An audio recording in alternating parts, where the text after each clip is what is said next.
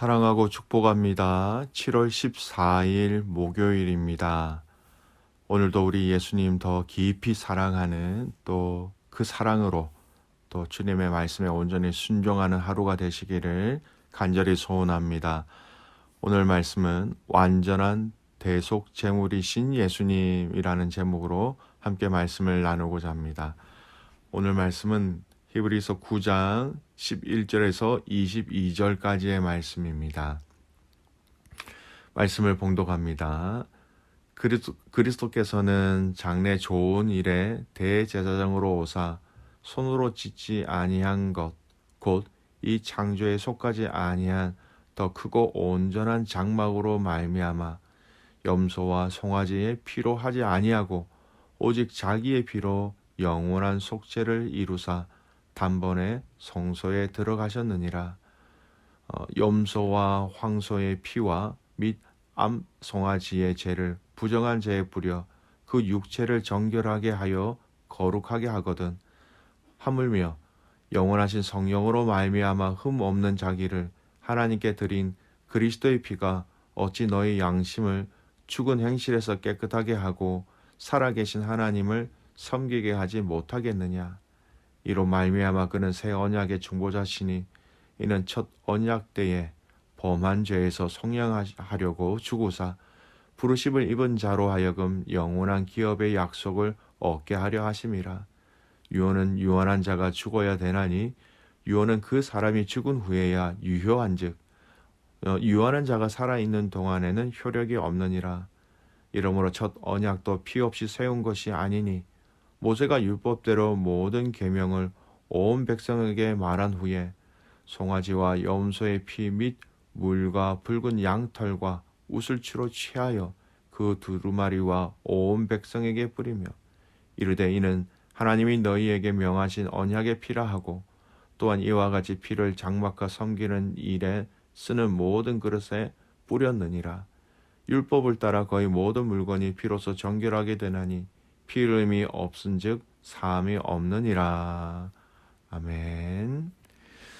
오늘 말씀 제목은 완전한 대속제물이신 예수님입니다.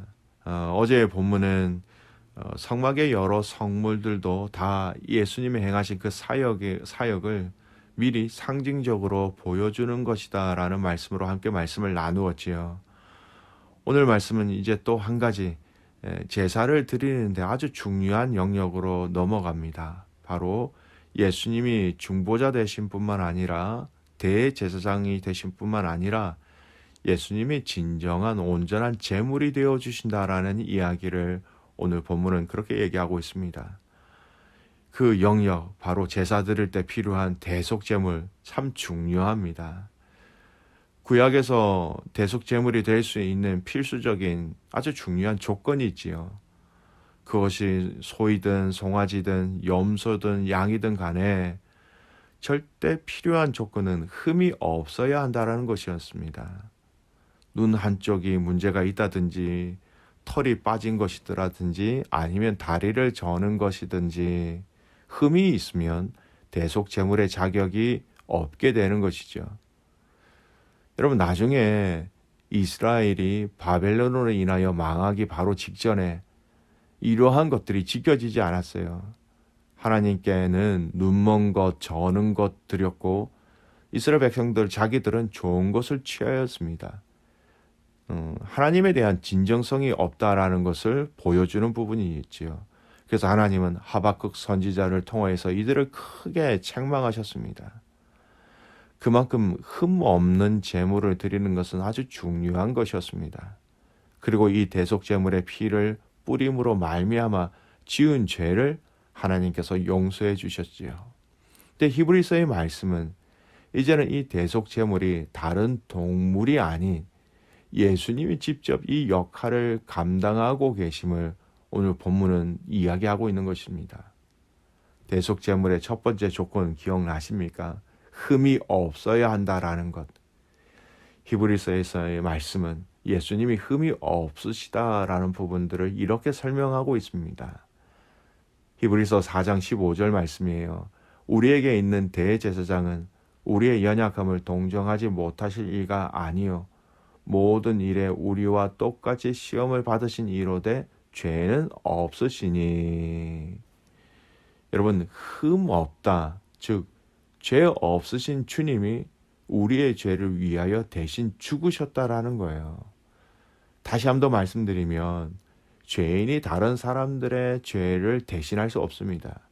예를 들어 사람을 죽여 사형 선고를 받은 사람은 그 사람의 죄로 죽는 것입니다.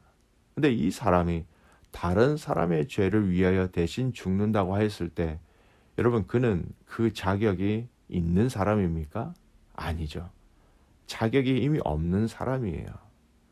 그래서 오늘 본문에서도 어떻게 얘기하고 있습니까? 14절 이렇게 얘기합니다.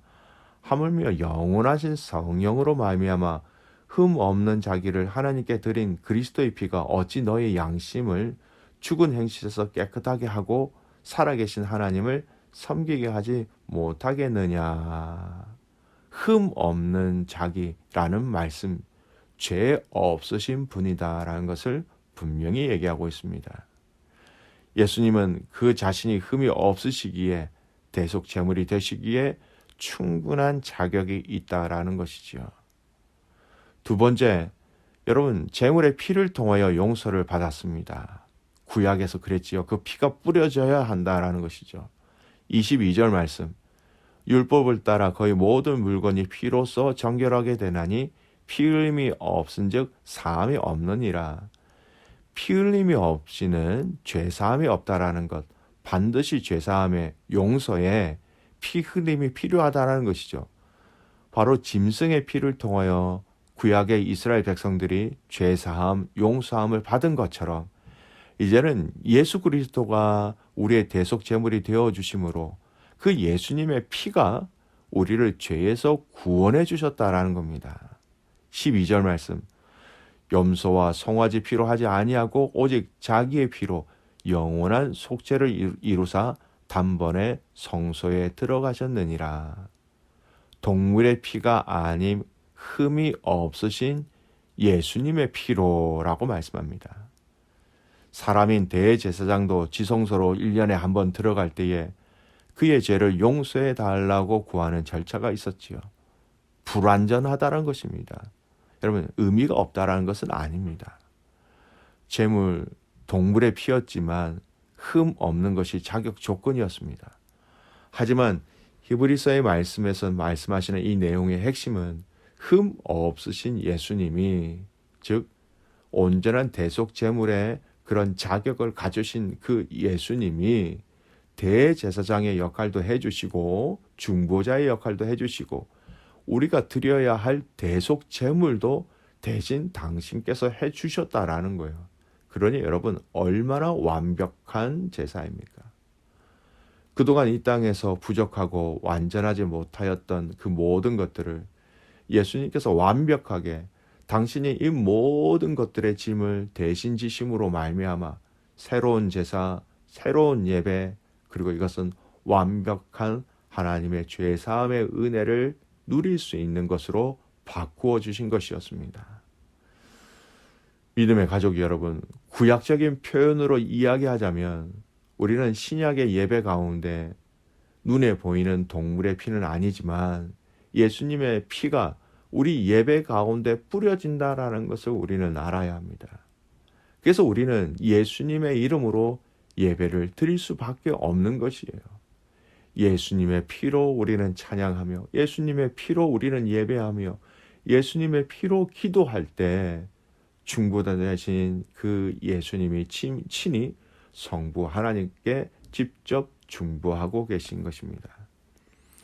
여러분, 우리가 자주 부르는 찬양 가운데 이러한 찬양이 있죠. 보혈을 지나. 제가 그 가사를 잠깐 읽어드릴 테니까 여러분 한번 묵상해 보십시오. 보혈을 지나 하나님 품으로, 보혈을 지나 아버지 품으로, 보혈을 지나 하나님 품으로 한 걸음씩 나가네. 존귀한 주 보혈이 내 영을 새롭게 하시네. 존귀한 주 보혈이 내 영을 새롭게 하네. 그렇습니다. 오늘 히브리서의 말씀은 예수님이 이 땅에 오셔서 흘리신 그 죽음의 의미를 구약의 제사를 통하여 충분히 그들에게 설명하고 있는 것이죠. 이제는 동물의 피도 아닙니다. 이제는 사람이 세운 제사장도 아닙니다. 우리 예수님이 직접 산 제물이 되시고 직접 죽으시고 그 피로 죄를 사해 주시는 일들을 십자가에서 감당하셨다라는 것을 알리고 있는 것이죠. 직접 또한 예수님이 대제사장이 되셔서 이제는 완벽한 영적 예배, 영적 제사를 드릴 수 있도록 이 모든 것들을 열어주셨다라는 것을 이야기하고 있습니다. 제사를 드리기 위해서 필요한 것이 무엇일까요? 제사장이 필요하죠. 제물이 필요합니다. 이 모든 것을 예수님이, 죄 없으신 예수님이, 흠 없는 예수님이 십자가의 죽으심을 통하여 담당하여 주심으로 이 모든 것이 완벽하게 이루어졌던 것입니다. 믿음의 가족 여러분, 오늘 저와 여러분의 예배, 기도, 묵상, 간구, 찬양, 이 모든 것에 예수 그리스도의 피 보혈의 은혜가 필요합니다. 그리고 이 보혈로만 우리가 하나님 앞에 나아갈 수 있습니다. 이 보혈을 통하여 보좌 앞으로 담대히 나갈 수 있다라는 것, 이것이 바로 은혜입니다. 오늘 이 하루 우리 대신 완벽한 대속제물이 되어주시고 완벽한 대제사장이 되어주신 그 주님을 더 사랑하고 더 예배하고 더 찬양하고 더 진심을 담아 순종하는 주님의 제자가 되시기를 소원합니다.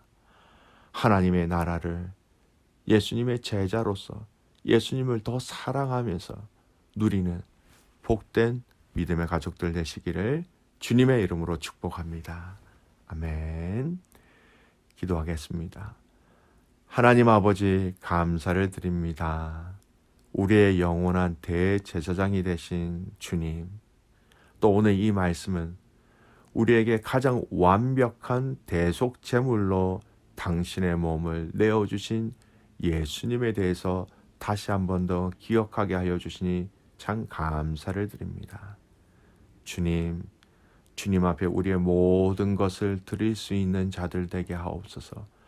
우리를 위하여 이미 모든 것을 다 주셨기 때문에, 이미 그의 살과 그의 피를 우리를 위하여 다 찢기시고 흘리셨기 때문에 우리가 구원받은 백성, 우리가 구원의 은혜의 길로 접하였다라는 것, 하나님 참 감사를 드립니다. 오늘 이 하루 주님 더 사랑하며 주님 더 신뢰하며 주님을 더욱더 섬기며 주님의 말씀 앞에 제자로서 순종하며 살아가는 이 하루가 되게 하여 주시옵소서.